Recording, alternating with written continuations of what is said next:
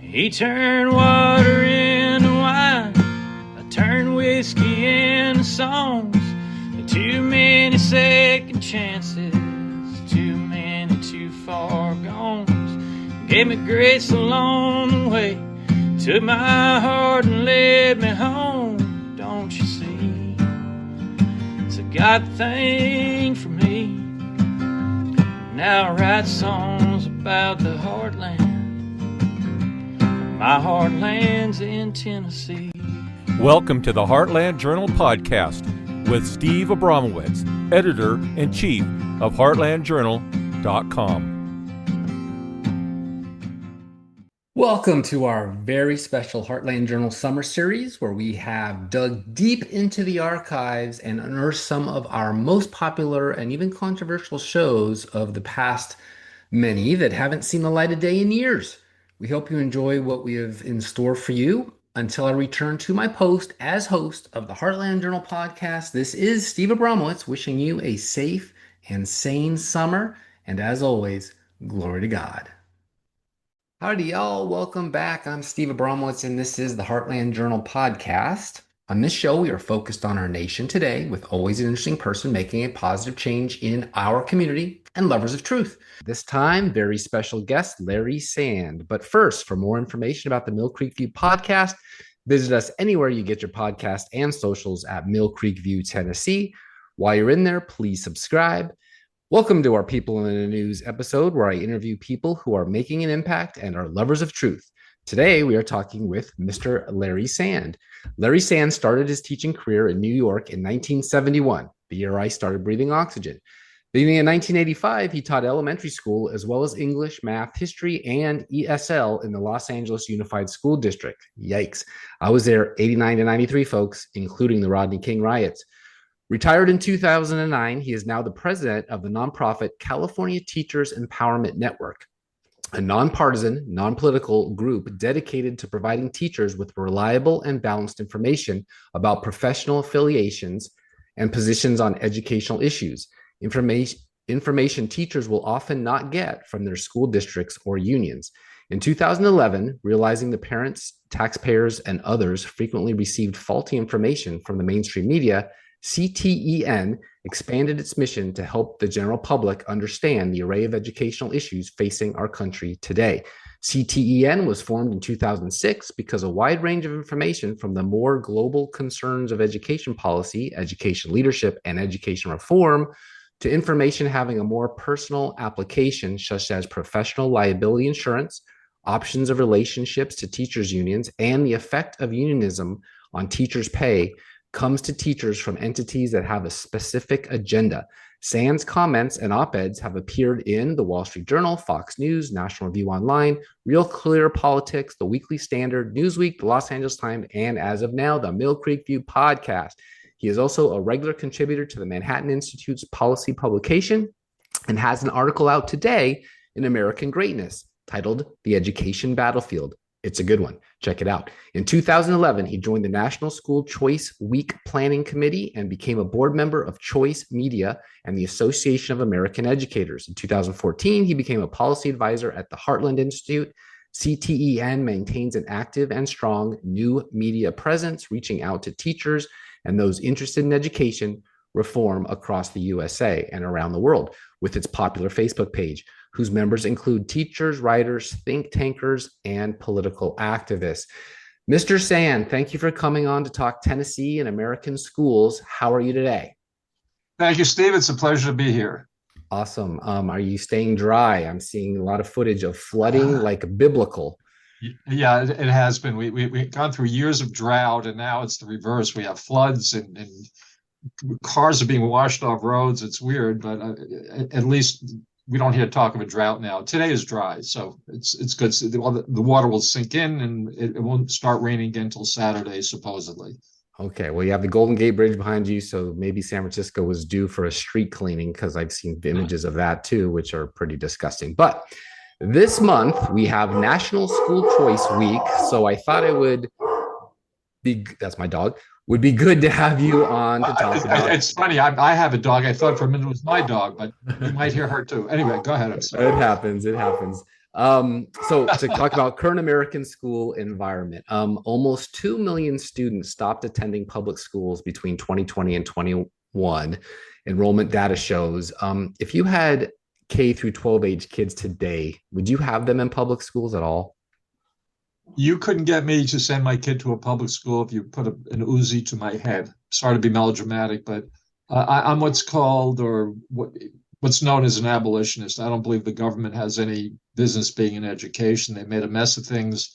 My kids, I mean, depending on my personal circumstance, I'm 75 now, so having kids is not not going to happen. But I would either homeschool or send them to the private school of my choice.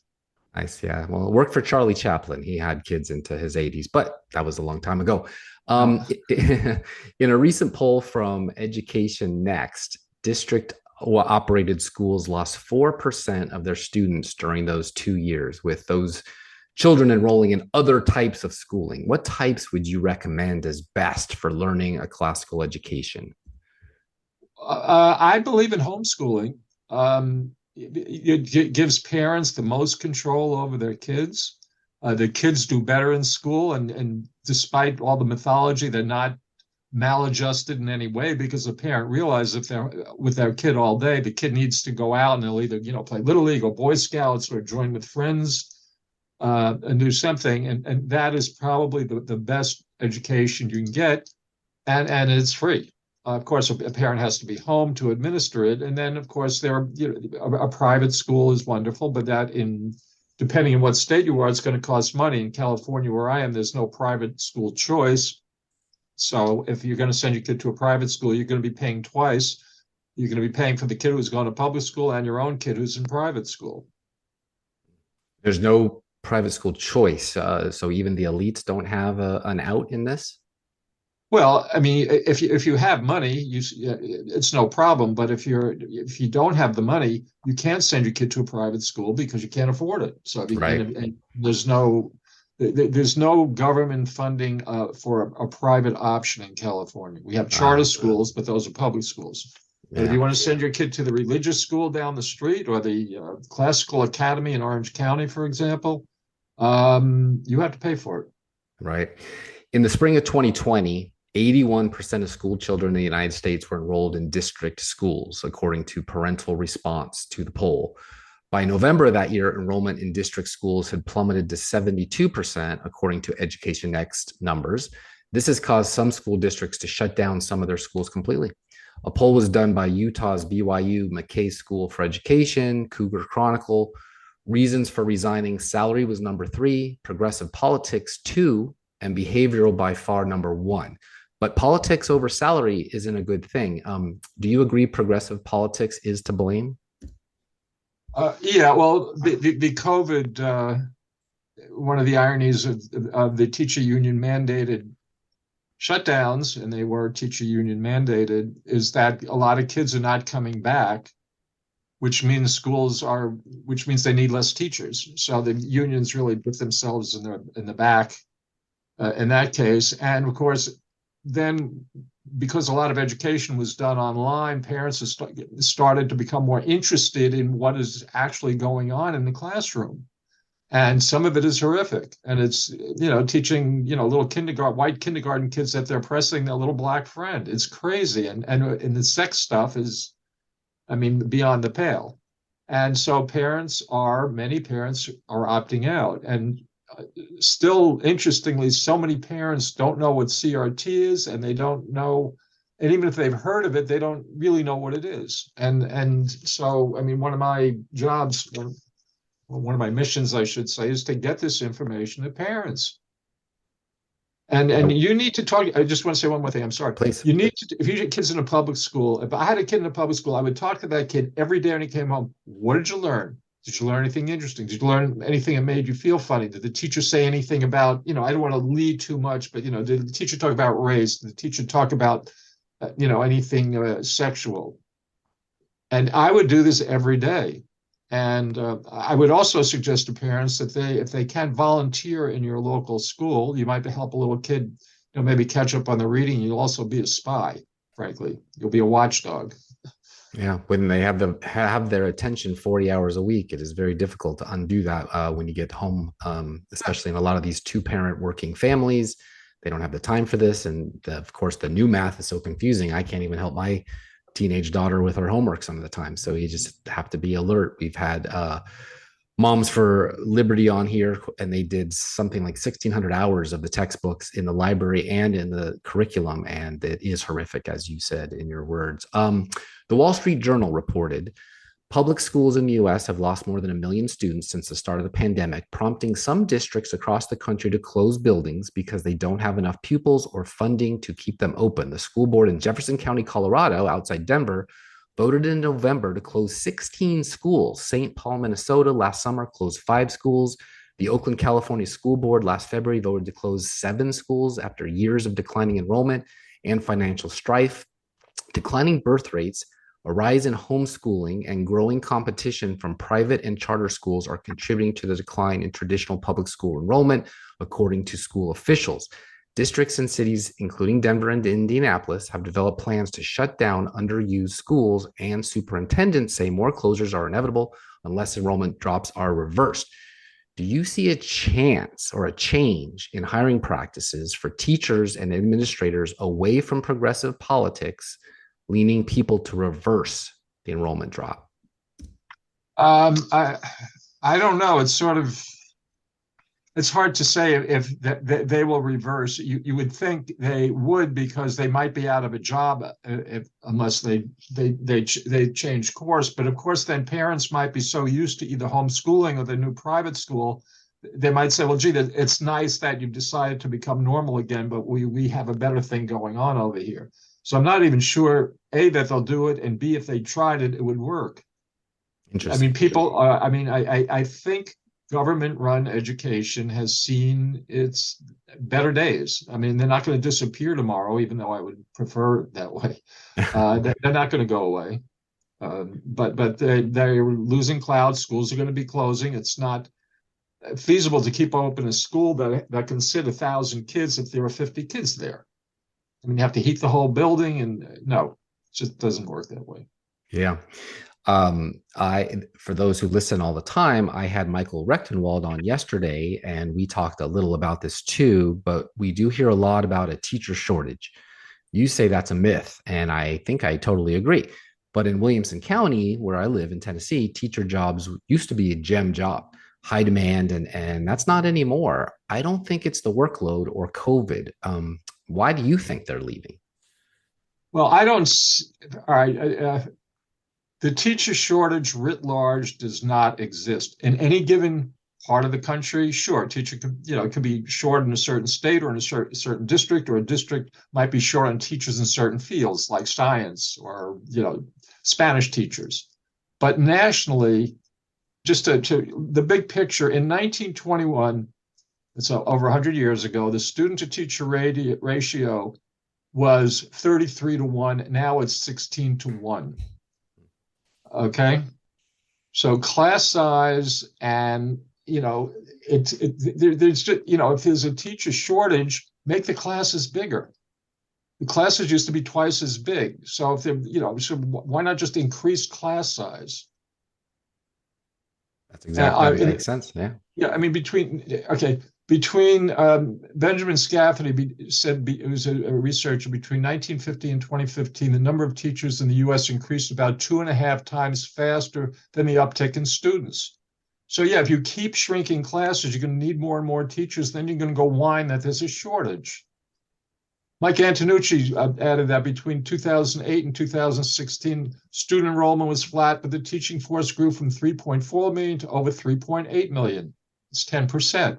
So the classes keep getting smaller. Yeah, you're going to have a shortage, but it's not really a shortage. I think what you're describing also is a increase in union enrollment, which equates to union dues. I want to get into that more in a second, but the profession itself is supposed to be obviously learning. It's supposed to be teaching. It's supposed to care about success. But according to Stanford, the word American is now a harmful word. Stanford University published an index of harmful language it plans to eliminate from the school's website and computer code offering terms to be used as replacements. USC, my alma mater, and Michigan both just banned the word field for its offense to brown people. That's their words. Why do parents keep paying for this? If everything is racist, soon they'll have no words left to communicate. So why bother investing in higher education? Yeah, well, that's a good question. I don't have an easy answer. As I said, I think a lot of parents just don't know. When I grew up in the 1950s and my parents sent me off to school, they didn't have to question me. They knew that teachers shared their values. I had 43 kids in my third grade class with good old, Miss McCormick, a wonderful old spinster teacher.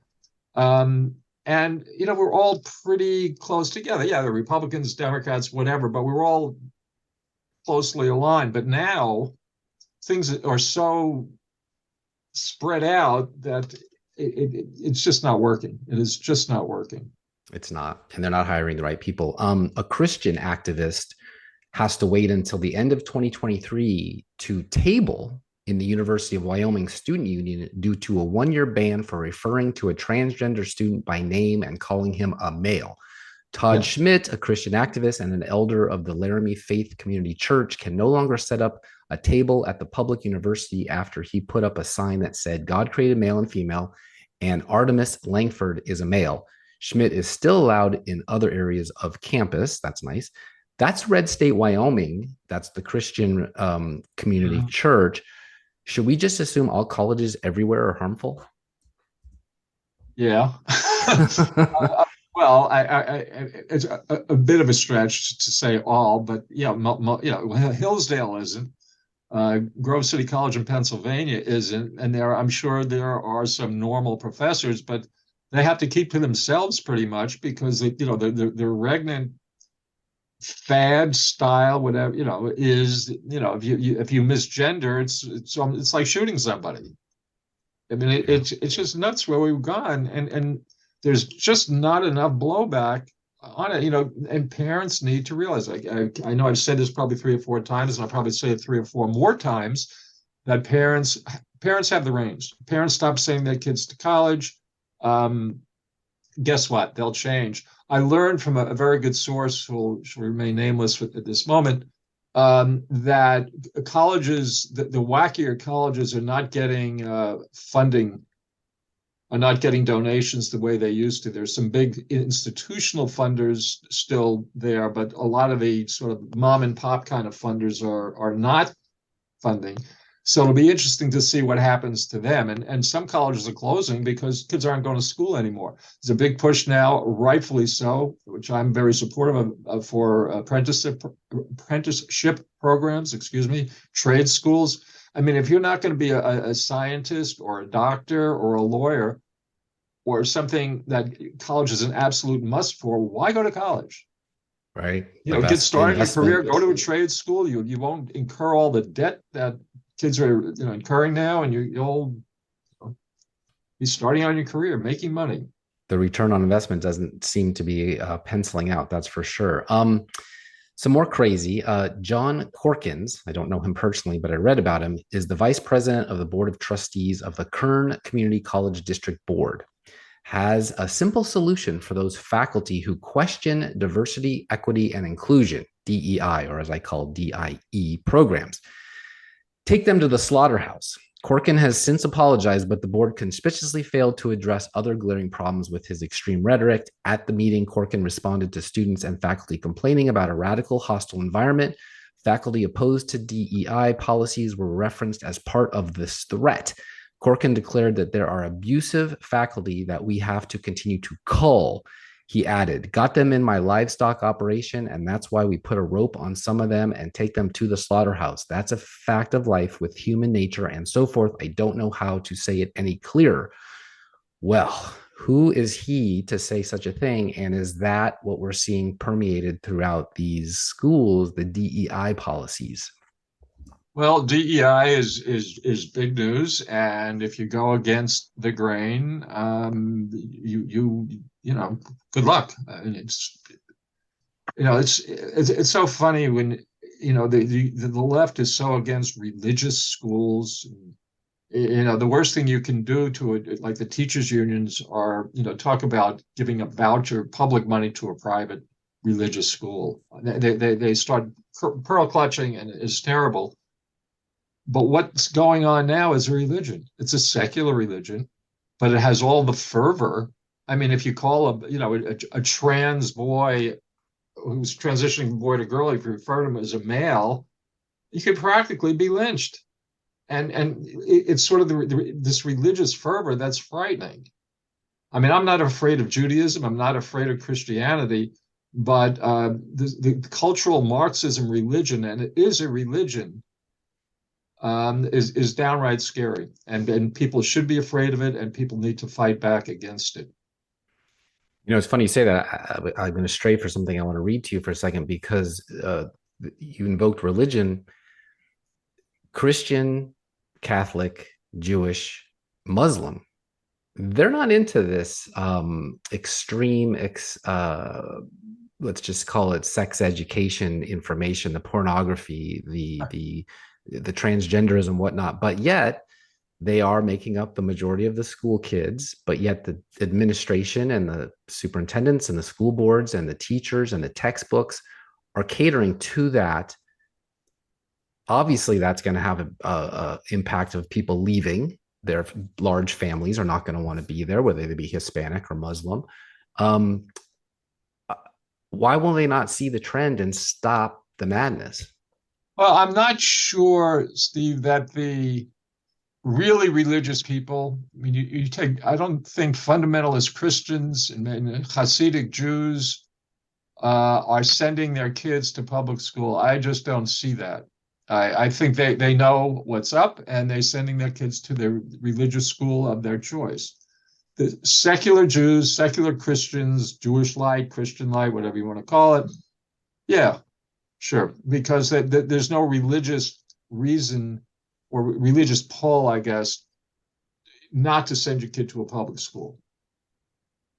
I mean, I grew up secular. I mean, I'm Jewish, but I grew up secular, and yeah, I mean, you when have I to see the rules that California and Minnesota and whatnot are bending over backwards for the illegal, or not, sorry, not illegal, for the immigration that has been coming in, it seems to me like those are the demographics that they're shooting for. But the public school that they're offering them, just like the welfare benefits or the healthcare, are not catering to what they would want to have. But I understand. Another red state, South Dakota, has been governed by bicameral Republican supermajorities since 1996. Obviously red. Democrats haven't carried a statewide race in more than a decade. In a 2018 Gallup survey, the Mount Rushmore state was ranked the third most conservative in the country, with self-identified conservative residents outflanking self-identified liberals by some 31 points. On January 13th of this year, like soon, like tomorrow, the Stanford, I guess it was last year, the Sanford Research Center in Sioux Falls is scheduled to host just such an event, the third annual Midwest Gender Identity Summit, billed as an effort to review the needs of transgender patients in healthcare.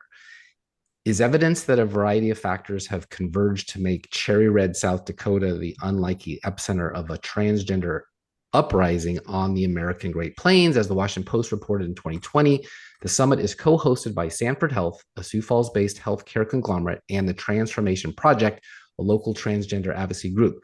Langford became the first transgender student to join a sorority at the Wyoming University. Oh, this is a second issue, but Wyoming is very red as well. Langford, became the first transgender student to join a sorority at the Wyoming University after being accepted in the fall of 2020 semester. You're a former classroom teacher. Now you're the president of the nonprofit California Teachers Empowerment Network, a nonpartisan group. Do you see this every day, that I don't want to, it's rude to say the lunatics are running the asylum, but I know this is long-winded, but the Black Panthers took over university administration offices to protest civil rights. There was pushback. We had Kent State. I don't see the pushback. Do you see this happening across the country, and are they winning? Well, you're talking about the transgenderists and Well, the yeah, now I'm talking about in red states, the transgenderist agitating for things like she became the first fraternity brother, or I guess sorority sister in that Wyoming university, and Wyoming put up with it. They're allowing it. well, And I now mean, it's turned on to where it's gotten to the next level where they're saying you have to actually let us do this on a regular basis. well, I think that people need to be very vigilant, obviously, and I don't know that one case or one situation is really how that bodes for the future. Yeah. Well, I But think a better question from my perspective would be Sanford Health is a multi-billion-dollar company. The Pritzker family from Illinois, the governor and his brother, sister are huge money endowments for medical centers on universities. They are pushing these type of things on us. So if you follow the money, it seems like there's an agenda from above, making the kids like pawns. Do you see that? Do you see that as the indoctrination that it's coming from really big money outside of just reading, writing, and arithmetic? Oh yeah, no, this is. I mean, just the fact that the feds are talking about expanding Title IX to include transgenders. Yeah, and so much of the big money is on the left. So yeah, that's a force that has to be reckoned with, and this is why red state citizens and parents especially need to be very vigilant and just be aware of exactly what we're talking about now. And they just need to become more involved in their local schools, sit in their local schools, go to their school board meetings, read as much as they can. You just can't send your kid off to school and assume everything's going to be okay. Those days are over, at least for now. No way. Maybe Right. in a private school, maybe at a small private school you can do that, but not at a government-run school. You can't. Just like you can't trust them alone with Disney or Oh, online or anything else. It's yeah, the same thing. So yeah. researchers explained that just about all public school teachers are rated good or great, and poor performance goes unaddressed. Half of the district studies had not dismissed a single tenured teacher for poor performance in the past 5 years. Additionally, low expectations for beginning teachers translated into benign neglect in the classroom and a toothless tenure process. Less than 1% of all teachers received unsatisfactory ratings, making it impossible to identify truly exceptional ones.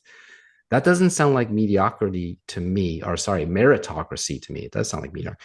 Do you think the American public school system should just be abolished at this point as irredeemable, or are there actually some? Yeah, no, I am an abolitionist. I do believe, when and people say, oh, it's too important, education is too important to leave to the private industry, I say baloney. I say when you go shopping, you don't go to the government store down the street. You go to your privately run supermarket and you pick out what market you go to and you pick out the food you buy. And it should be the same in education. The government is not doing a good job. It should never have gotten an education. It's been almost 200 years now. Once again, not every school is bad, not every teacher is bad, but it just ain't working. And we should get rid of public schools, period. It would save a lot of money. I think you're the one that coined the phrase the widget effect. Is that right? Yet our school systems treat all teachers as interchangeable parts, not professionals.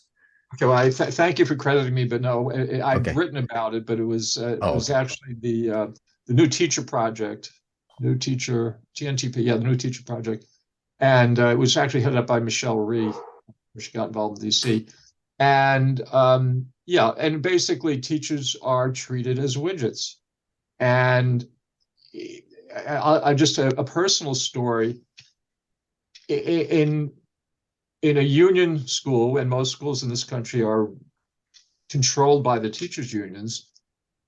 If times get tight and you have to lay off teachers, it's not the poorest performing teacher who goes; it's the newest hire. It's called seniority or last in first out, or which is abbreviated to LIFO. And I knew somebody in California. Her name was Bhavini Bhakta. She's a lovely woman and a fabulous teacher.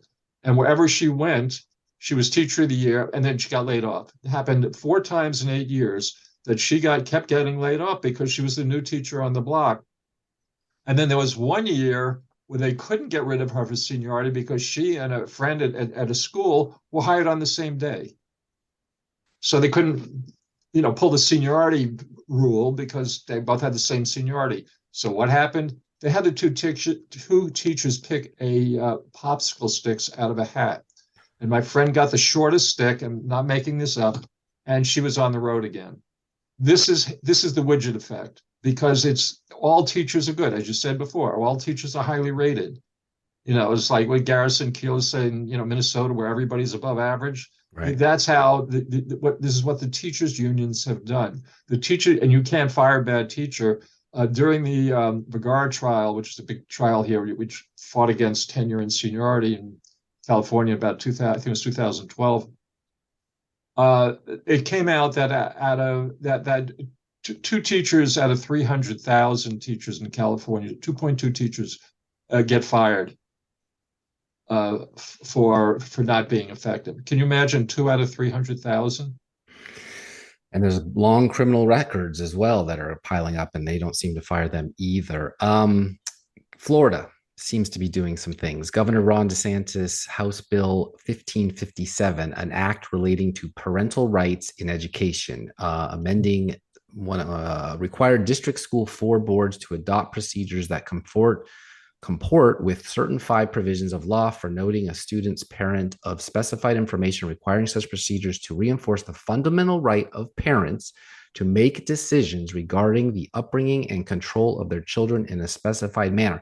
Pretty basic for the last 200 years. Why isn't that in all 50 states, parental rights on? Well, you'd think that DeSantis had done something horrible, and it clearly it's just common sense, and it limits schools from instructing children in certain sexual matters. And the heart of the new law is that classroom instruction by school personnel of third parties on sexual orientation or gender identity may not occur in kindergarten through grade 3, period, or in a manner that is not appropriate or developmentally appropriate for students in accordance with state standards. Real simple. And of course, the detractors called this the Don't Say Gay bill, even though the word gay never appeared. And it's just basically common sense that if you go back 20, 30 years, that we didn't need a law like this. You don't want kindergartners being taught that it's okay if they want to wear kindergarten boy, if he wants to wear a dress. I'm sorry, dresses are for girls. You're a boy, you wear pants. Period. Next. Yeah. But now, oh no. This is just terrible. Can't happen. What that Don't Say Gay bill, which is obviously a misnomer, really did was it exposed the left for what they were really interested in. And I found this interesting too. I know California actually has an anti-communism law on the books, but they aren't following that one either, huh? The California Education Code states the fireable offenses for public school teachers. This includes being a communist. Per section 51530, no teacher giving instruction in any school or any property belonging to any agency, including the public school system, shall advocate or teach communism with the intent to indoctrinate or to inculcate in the mind of any pupil a preference for communism. It goes on to clarify that California does not prohibit the teaching of the facts about communism, thus making a distinction between teaching history and forcing students to view history through the lens of communism. CRT, as is being taught in K through 12 classrooms, is communist indoctrination.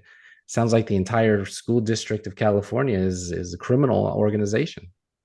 Yeah, well, that's a great point you bring up, because people, the less, you don't want to talk about the racist history of the United States. This is a crock. When I was a teacher, most of my teaching career, I was an American history teacher. I taught 8th grade, which is American history from the very beginning through World War I. I taught about slavery. Slavery is, a terrible thing. Nobody's going to say slavery is a good thing. Of course, slavery is a terrible thing. I also taught that slavery wasn't particularly the United States, which most of my kids didn't know. Nobody's justifying slavery, but you don't want to still, I'll go back to what I said before, you don't want to teach a little 6-year-old that, he's a slave owner or he's oppressing his little black friend. That's the crazy, we want to teach facts, not the crazy stuff. Yeah, and you can't teach Lincoln, the great emancipator, the Emancipation Proclamation, without touching on slavery. We know it existed, but there are more slaves on planet Earth today than there were during the Civil War, and Americans lost a lot of lives for that. So I know And there were a lot, and the blacks were complicit in the slave trade too, because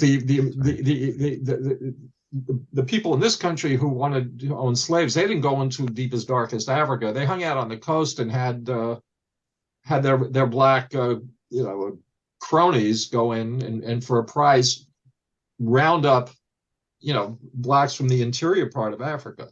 So yeah, everybody's involved in this, and who in their right mind can justify slavery? I mean, really. no, but it has been around since the beginning, no question about it. So just ironically, not back to, but to bring Tennessee into focus, about 17,500 residents, Polk County has one of the smallest school districts in Tennessee. Any loss of funding is consequential for the nearly 2,200 students, even with a $20 million budget. The district receives about $170,000 annually in Title I money from the federal government. Distributions go to schools based on the number of students on the federally subsidized meals program. The loss of $36,000, which is what's at stake right now, could affect everything from an education assistant to a number of students in a classroom to copy machines and paper. It isn't earth-shattering, but it is because we're very poor, and $36,000 is a lot to deal with as a very poor county, especially with no warning and no information and no why, Polk County Schools Director James Jones said. The strings attached to the money, state and federal, is what's perpetuating a lot of this, isn't it? Yeah, well, I mean, basically, I don't know that much about the setup in Tennessee here, but in California, the school gets money for each child that shows up, basically. But there are fixed funds. I think we touched on this before. If you take out half the kids in a school, you still have to heat the school, for example. You still have to hire a custodian. So there are certain fixed costs, and that can be problematic. So I mean, what needs to happen probably is schools need to combine. If there's a school here, in one part of town that's half full and another school is also half full, let's figure out a way to get all the kids into one school. You might have to hire buses. It's not a big deal. I was bused to school for the first 3 years of my life, and my grades 1 through 3 before they built a school closer to me. I lived through it. It wasn't a tragic situation. So yeah, there are workarounds. There are ways around this. So my governor. Go ahead. Yeah, no, I'm just going to in closing. What other options do we have? You can't force people to go to the public school. So yeah, schools are emptying out. You're going to have this problem all over the country, frankly, soon. And a lot of parents do take the freebie. They want the free magazine subscription, the free TV channel, the free school as a way to babysit their kids. And maybe that's why, 1 out of 3 are not at grade level reading here in Tennessee. But Governor Bill Lee in 2018, when the Republican gubernatorial candidate had his 10-point contract with Tennessee, dubbed 10 for 10, as in Tennessee, included in his school entry, rethink public education with major vocational reforms, real school choice, and civics education.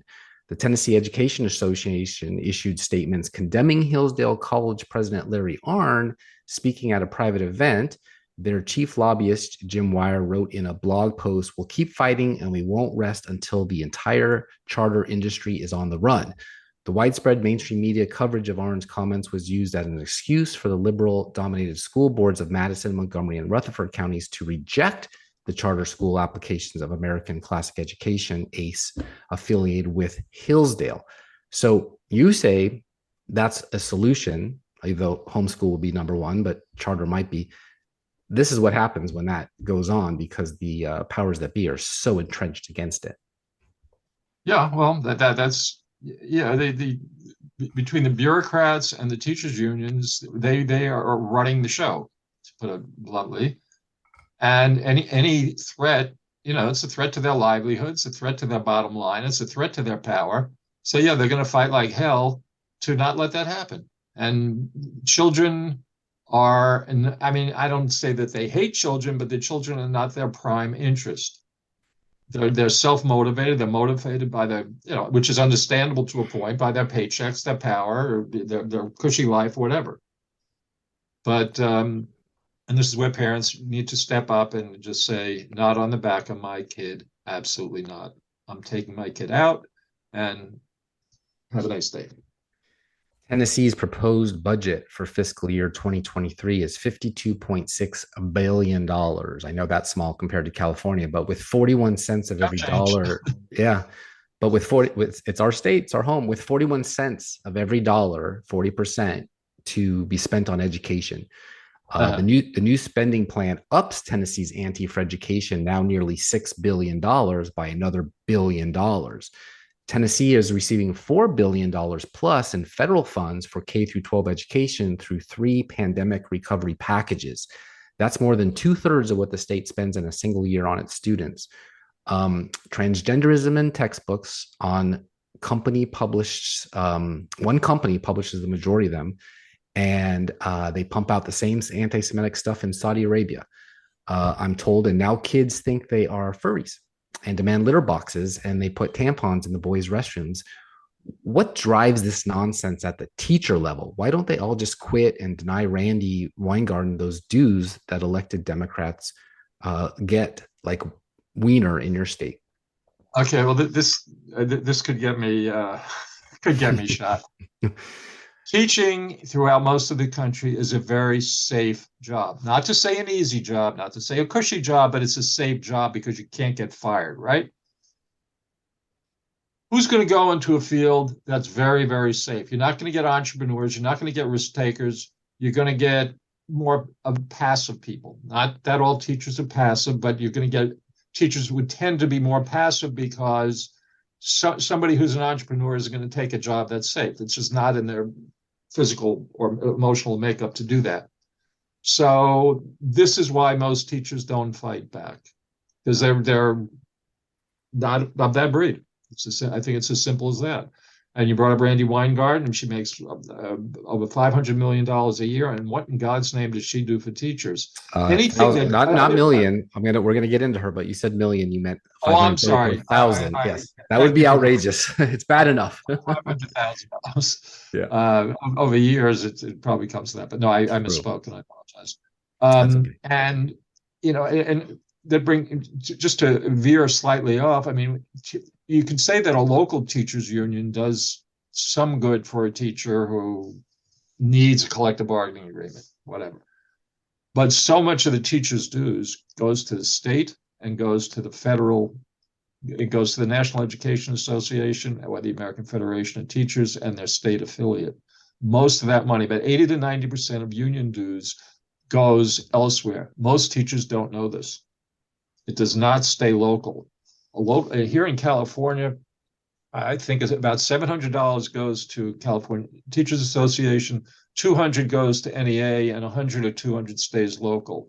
If most teachers knew this, they might not want to be in the union, because most of the money is going upstairs, and almost all that money is spent on politics, and almost all that political spending is going in a one-way direction. Why a conservative teacher belongs to a teachers union is beyond me. I just don't get it. Right. And General Motors donated to an LGBT organization that supplies kindergarten and elementary classrooms with pro-transgender children's books. General Motors provided a grant to the Gay, Lesbian, and Straight Education Network, GLSEN, to fund the organization's Rainbow Library program, according to the corporation's 2021 Social Impact Report. What do you make of big companies that not long ago were crying about the quality of graduates from U.S. colleges wasn't good enough to hire, is now funding the ruination of it instead of trying to help fix it? Well, I think in terms of business, I think some are true believers, but I think more often than not they see a trend, and if they come out and say we don't believe in this transgender stuff at all, we think it's a crock. They might lose business. So, that's a business decision, I think, in most cases. Interesting. Doesn't seem like a good one. So your words, Randy Weingarten is an egotistical, megalomaniacal, hypocritical self-promoter and via union dues pulls in $534,000 a year for her efforts. She just began her 8th term as AFT president, and electing anyone else is close to impossible. As such, teachers who don't want to support her antics should register their displeasure by quitting her union. The U.S. Supreme Court has guaranteed the right to do so. Have you seen any resignations en masse to protest her? The new hires, I'm sure they love her. There are groups, as the Mackinac Center in Michigan and the Freedom Foundation in Washington, and here in California, the California Policy Center, who are desperately trying to get teachers out. And they've had some success, but nothing that really affects the teacher union bottom line, because they lose a few teachers, they raise dues, they don't care. It's not like half the teachers are leaving in California, nothing like that. I don't know the exact percentage, but it's very, very small. I mean, some are leaving since the Janus decision allowed them to do so in 2018, but not nearly enough. And that's one of the things my nonprofit tries to do, is to get information to teachers so they, have all the facts. I mean, if they want to stay, they can stay, but at least, if they know that 90% of their dues money is going to political causes, left-wing political causes, they might not be so eager to stay in that union. Yeah. And if they really wanted to, she can be gotten rid of. There is a precedent. It can be done. The California branch of the Service Employees International Union, SEIU, the largest employee union in state government, and the purple and yellow shock troops of the Democratic Party, has ousted its president. Investigation found sufficient evidence to support 12 alleged acts of misconduct. The board's 65 members took a vote Saturday and chose to remove Richard Lewis Brown, who had already been suspended. She did waste a lot of money, back to Randy, by flying to Ukraine for who knows why. You think that would ever happen? I'm sorry. I didn't... They proved that you can get rid of a union president if you want to. Do you think they'd ever go after Randy like that? Oh, I see. For poor performance. She's been so wrong, and she's put her foot in her mouth so many times. If they haven't gotten rid of her by now, I don't know that what else she could do. I mean, unless she goes out and commits a major crime, which she's not likely to do. I doubt it. She'll probably be there as long as she wants to be. Sad as it is. Awesome. Well, I really appreciate you taking so much time with us. Larry, thanks for coming on here. We are at the end. Please tell our listeners where they can go find out more about you and what you're into. Okay, just very briefly, my organization is the California Teachers Empowerment Network. Excuse me. And the website is c10home.org, CTENHOME, like the place where you live.org. Most of my writing these days I do for Front Page Magazine. Also, I can be found City Journal, American Greatness, as you mentioned earlier. Heartland Institute publishes my work every week. And you just Google my name and you'll find me. Yeah, just everybody take a look. He's a truth teller. And if it wasn't for guys like him, we wouldn't know what the heck is going on with our kids in school. So thanks again for coming on with us, Larry. Appreciate it. Thank you, Steve. Anytime. I really appreciate you having me. Take care. This is goodbye for a little while. I'm your host, Steve Abramowitz, editor-in-chief of HeartlandJournal.com. If you like what you hear, please subscribe, even while I'm gone, and pass it around, even in reruns. We only grow with your help, and still ad-free. Back in August. Enjoy the reruns. Maybe off air, we'll get that piece in our time. I'll work on it in Europe. Glory to God. HeartlandJournal.com. Busy day? We get it. That's why Heartland Journal delivers the best of the week straight to your inbox. Our Friday roundup, called 3 in 3, gives you sharp reporting on agriculture, small business, and heartland culture without the clutter. No clickbait, no coastal bias, just stories that respect your time and your values. Sign up free at heartlandjournal.com. Join thousands of readers who start their weekend informed, grounded, and ready. Heartland Journal's 3 in 3, your news week simplified. I'm Steve Abramowitz, your host of the Heartland Journal podcast. Thanks for listening. It's a long way to Nashville from that Napa Valley vine. Put me on a road less traveled. Lord, now I know why. God knew I'd get there in His perfect time. Heartland Journal Podcast is the media property of heartlandjournal.com. where you can find news stories, commentary, and content serving the heartland of America. Any views or opinions represented on the podcast are personal and belong solely to the creator and do not represent those of the people, institutions, or organizations that the creator may or may not be associated with in professional or personal capacity unless explicitly stated. Now I write songs about the heartland. My heartland's in Tennessee.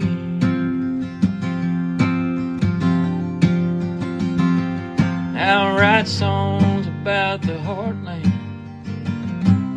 My heartland's in Tennessee.